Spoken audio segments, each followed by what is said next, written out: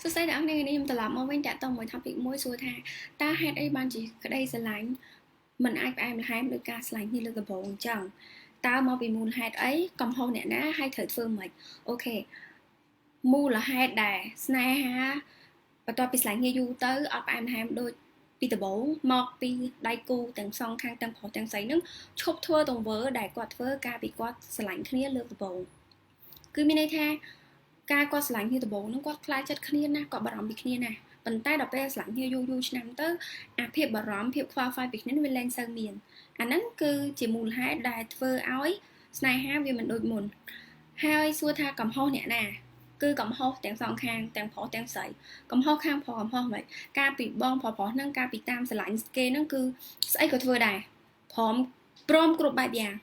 ដូចចាំនិយាយថាស្រឡាញ់គ្រប់យ៉ាងអ្វីដែលអូនមានណាស្អីក៏ព្រមដែរចង់បានអីចង់ទៅណាអូតាមចិត្តបខ្វល់ខ្វាយបាយព្រឹកបាយថ្ងៃបាយល្ងាចសួរសុខទុក្ខបារម្ភខ្លាំងណាស់ប៉ុន្តែបន្ទាប់ពីបានម្នាក់ស្រីនឹងខ្លាចទៅជារបស់គាត់ហើយគាត់បែរជាអត់ចេះថែរក្សាព្រោះអីគាត់មានអារម្មណ៍ថាគាត់បានមកហើយអញ្ចឹងអាភាពលោភលន់ចង់បានហ្នឹងគឺបានរបស់ហ្នឹងមកហើយអត់ចេះថែរក្សាតចាំទៅបាត់មកមិនស្ដាយអញ្ចឹងអាហ្នឹងជាកំហុសរបស់បងខាងប្រុសដែរកុំខ្ញុំមិនទៀមទីឲ្យមនុស្សប្រុសទាំងអស់ធ្វើរឿង exactly 100%ដែលគាត់ធ្វើការពីគាត់ទុំតាមញ៉ែម្នាក់ស្រីនឹងដំបូងឯងប៉ុន្តែ at least ជួយ keep វា70ទៅ80%ទៅខ្ញុំជឿថាស្នេហាហ្នឹងគឺវានឹងមិនផ្លាស់ប្ដូរទេហើយខាងស្រីក៏ចឹងដែរខ្ញុំអត់បន្ទោសតែខាងប្រុសទេប៉ុន្តែខាងស្រីខ្ញុំសូមឲ្យបងប្អូនស្រីយើងគួរតែហ៊ានសម្របសម្រួលចិត្តបែបម៉េចការពីទឹមស្រឡាញ់គ្នាដំបូងហ្នឹងខាងប្រុសហ្នឹងគ្នាហត់លឿនណាស់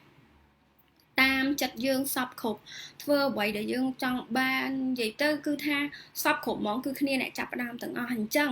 បានគាត់មកខ្លាចជារបស់យើងហើយឈប់ធ្វើចរិត princess អីហ្នឹងអស់ទៀតទៅគាត់ជាមនុស្សដែលយើងស្រឡាញ់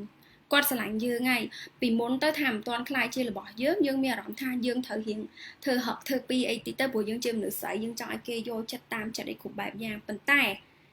លក្ខខណ្ឌមួយដែលគេខ្លាចទៅជារបស់យើងហេតុអីបានយើងអត់ចេះថែរក្សាគេចាំបាច់ទៅប្រឹងធ្វើចរិតស្រីស្អាតឬក៏ចរិតដែលថាពិបាកឲ្យគេតាមលំទោនសុំទោសថាយើងជាស្រីតែងតែត្រូវរហូតយើងអត់ត្រូវរហូតទេ